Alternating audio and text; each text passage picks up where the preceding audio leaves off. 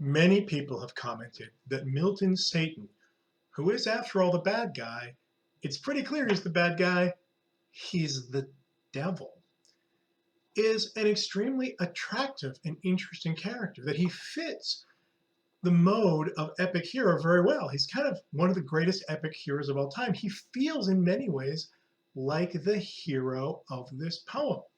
And there have been many attempts to explain this. I'm going to give you a few of the classic familiar arguments about this, some but not all of the influential arguments on this subject, and then I'm going to throw in some speculation of my own. You'll hear when I begin to speculate. You'll also hear me talk back to some of the earlier theorists. First, the great romantic poet William Blake famously said that Milton was of the devil's party and did not know it. This is a romantic and psychological idea that Milton is unconsciously on the devil's side.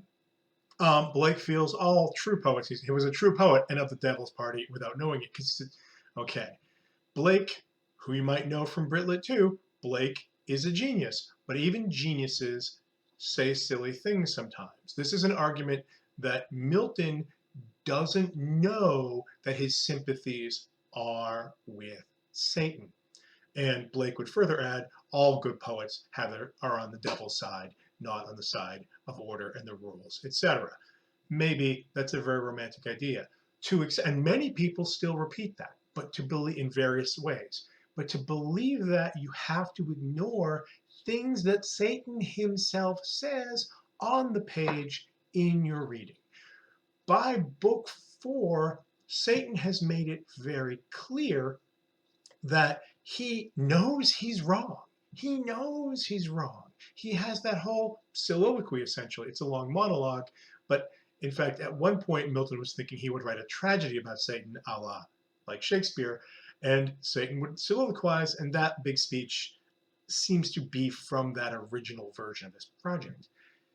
He knows he's wrong. And also, Blake's idea, the idea that Satan is the good guy here, is really the hero and is the sympathetic figure, makes us miss things in the poem. Time and again in Paradise Lost, Milton subtly undercuts Satan. He pulls the rug out from under. He uses irony on him. Now, you may feel that Milton is not particularly funny. This is true. We know we're not reading The Miller's Tale or even Hamlet. He is not especially funny, and some of his jokes, some of his puns are really not my favorites. Where there's any humor here, it's irony and it's subtle. And you might miss the joke, but once you get it, it's actually pretty good. There's a joke in Paradise Lost, and there is a joke in Paradise Lost. The joke is on Satan. Satan is fallen. Satan is constantly arguing about, he's constantly trying to shade the truth, lying, trying to rationalize, trying to act like he hasn't been beaten when he has, trying to talk himself out of the truth. Here is how Milton views Satan. He is a fallen creature. He is the most glorious, the smartest, the most intelligent of all God's creations. He used to be angel number 1, and he's also the biggest loser. He is a classic loser. He decided to rebel against God, whose power is not simply mighty, but infinite, and he lost. I will circle back to this idea later. But there is irony at Satan's expense throughout Paradise Lost. Look for it. Look for the various ways like Satan keeps stepping on the rake and slapping himself in the face, because he's a genius. He's Wile E. Coyote, super genius. So smart that it lets him get in even more trouble than ordinary people like us could ever contrive. There's also, if Blake has the maximalist position, no, the villain is the hero. It's all very passionate and romantic, yes, and the bad guy is the good guy, yeah, which is oversimplifies. The Christian apologist and writer C.S. Lewis, who you may know from the Narnia books, argues in a little book on Paradise Lost, because Lewis was also a scholar, that it's simple. It's simple. Look, it's easier to write somebody who's worse than you are than someone who's better than you are. On the same principle, Lewis argues, it's easier to write a character who's dumber than you are than a character who's smarter than you are. If someone is much smart, if you're writing a fictional character who's much smarter than you, what is that person thinking? You don't know. You can't think of it because you're not smart enough to think of that. You're stuck. Let's write a character who's much better with language than I, the writer, am. Where's that dialogue going to come from? Lewis argues in the same way he imagines like goodness as a virtue, and simply it's something Satan lacks. So if Milton has a harder time making God an interesting character, and we're skipping the books where God speaks at length, though you're free to read them, Lewis would argue that it's because like it's hard to imagine someone who's greater or vaster than you are. What is that really like? So it becomes boring. It's just your best guess. Where Milton has Satan's number because, in a way, because Satan is evil and fallen, he is even less than John Milton. And it's easy, according to Lewis, to imagine what people who are worse than you are like. You just kind of imagine relaxing your self-control a little bit and giving in to your worst impulses. This is an appealing argument and very simple. Its strength is its simplicity, its weakness is its simplicity. It gives us a simple answer that leads us to not read the details of the text, but your job is to read the details of the text. Don't come rolling around to the take-home final in 3 weeks, giving me some simple story about how like it's easier to write bad people than good people, and that's all we have to think about Paradise Lost. Paradise Lost is much more complicated than that. I am suspicious of Lewis's story simply because it makes this complicated poem simple, too simple. And with all due respect to C.S. Lewis, who might be a favorite for some of you, whose works you might enjoy, John Milton is, beyond question, one of the 3 greatest writers who ever wrote in English. In the top 3, arguably number 1, depending on how you feel about Shakespeare and Chaucer.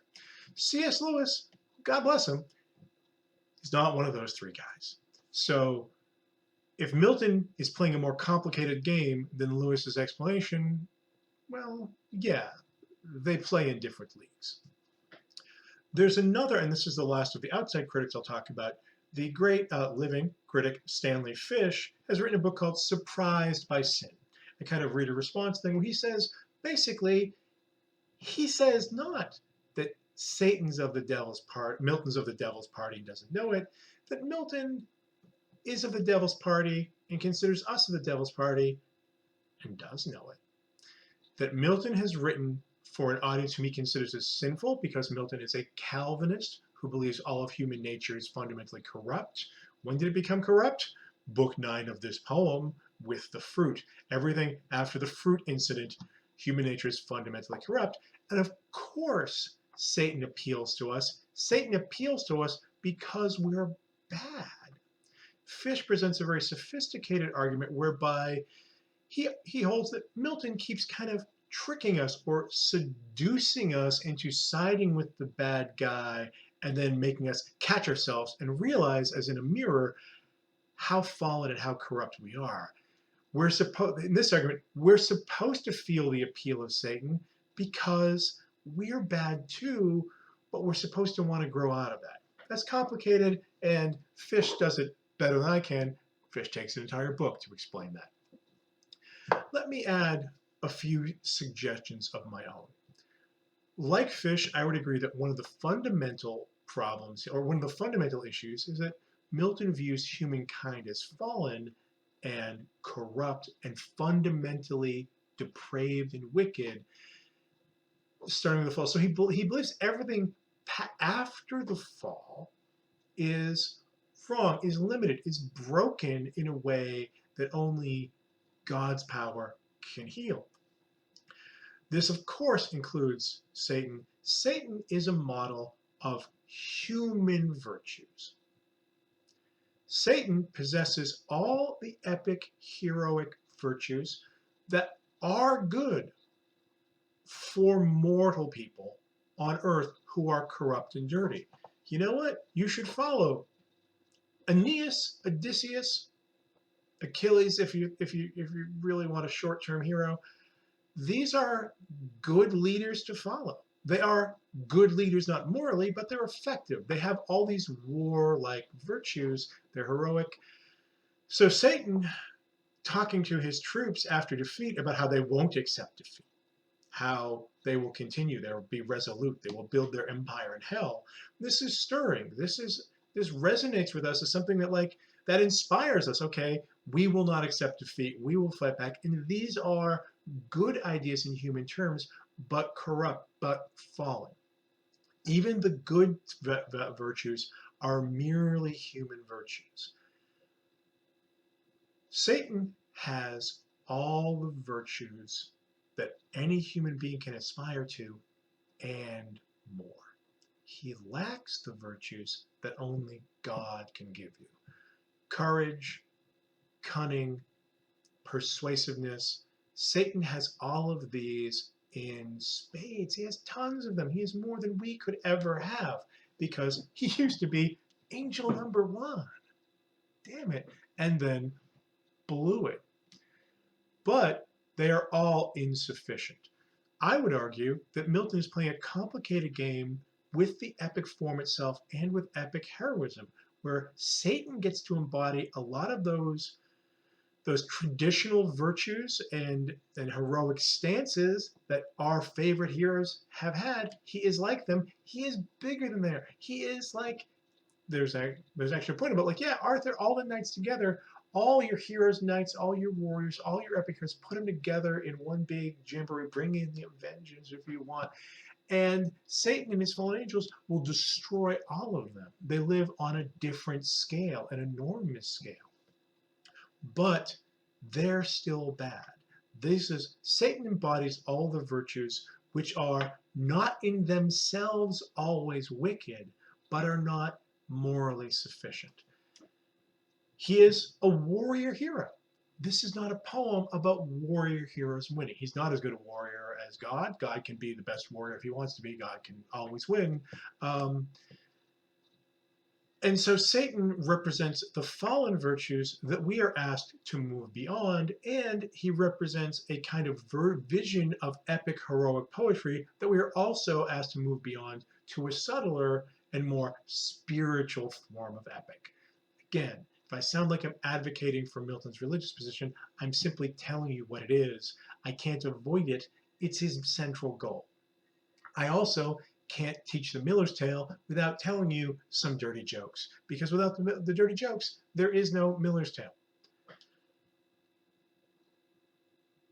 I also said that Satan is stupid. The joke is on him. He is the wise fool, or as they say in Latin, a sophomore. Sophomore is from the word for wise fool, when you've just learned enough to get yourself in trouble. He is smarter than any human being, but it just gets him in more trouble. He is Wile E. Coyote, super genius, and he is self-defeating. He took arms against God. This is, in Milton's terms, incredibly stupid because God is actually infinite. It's like saying the law of gravity. I hate that law of gravity. I'm going to get a lawyer and take the law of gravity to court and try to get the law of gravity thrown out of Cuyahoga District Court. Good luck with that. Hey, I think I'll fight the guy who made the sun.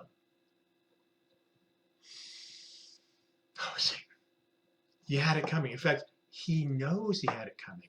And this is where Milton Satan gets really interesting. Milton presumes Satan is smart enough to see it coming. It's a dumb, self-destructive thing. He lived in heaven with God. He knows better. But Satan is not simply deceptive of other characters. He is constantly, except once or twice in monologue, soliloquy, deceiving himself.